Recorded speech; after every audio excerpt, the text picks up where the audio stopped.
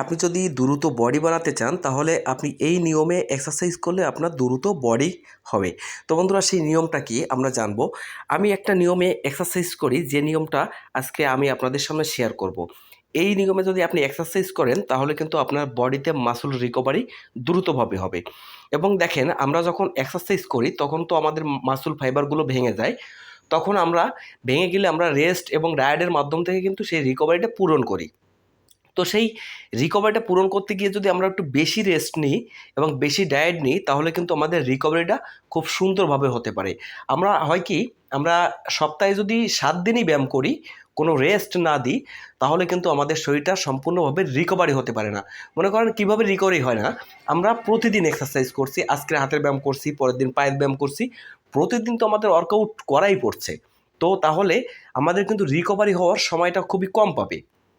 তো আপনি যদি সত্যি দ্রুত বডি বানাতে চান তাহলে আমার এই নিয়মকে ফলো করা লাগবে। দেখেন বন্ধুরা, আপনি সপ্তাহে মাত্র 3 দিন ওয়ার্কআউট করবেন।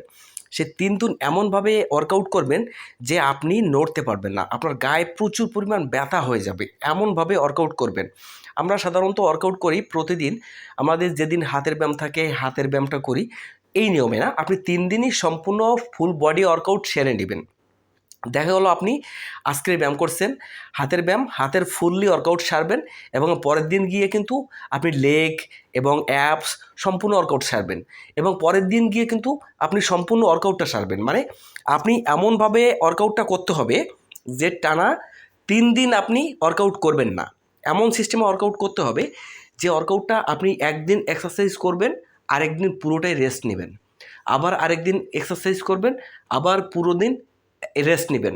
এইভাবে যদি আপনি ওয়ার্কআউটগুলো করতে পারেন তাহলে কিন্তু আপনি দ্রুতভাবে মাসল গেইন করতে পারবেন এবং 100% সুন্দরভাবে মাসল গেইন করতে পারবেন। আপনি সারা সপ্তাহ ওয়ার্কআউট করে যে মাসলটা গেইন করতে পারেন তার থেকে দ্রুতভাবে কিন্তু মাসল গেইন করতে পারবেন এই নিয়মে ওয়ার্কআউট করলে। মাত্র সপ্তাহে 3টে দিন ওয়ার্কআউট করবেন, আপনি সপ্তাহে 7 দিন ওয়ার্কআউট করবেন না। আমরা কেউ ওয়ার্কআউট করি সপ্তাহে 6 দিন, একদিন রেস্ট নিই।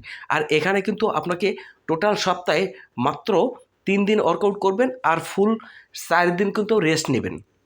তো এই 4 দিন যদি আপনি রেস্ট নেন তাহলে কিন্তু সুন্দরভাবে রিকভারি নেবে, শরীরটা রিকভারি হবে।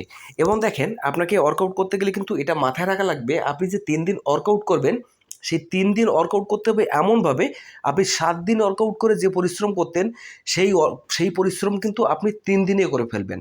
এমনভাবে আপনাকে পরিশ্রম করতে হবে, তাহলে কিন্তু আপনার ফিজিকটা চেঞ্জ হবে এবং আপনার বডিটা সুন্দর হবে।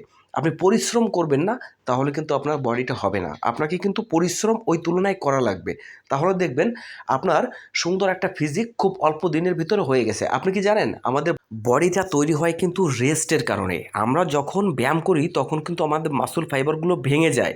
এখন ভেঙে গেলে আমাদের বডিটা কিভাবে তৈরি হয়, আপনি সারা জীবন একের পর এক ব্যায়াম করে যাবেন, আপনার বডি হবে না।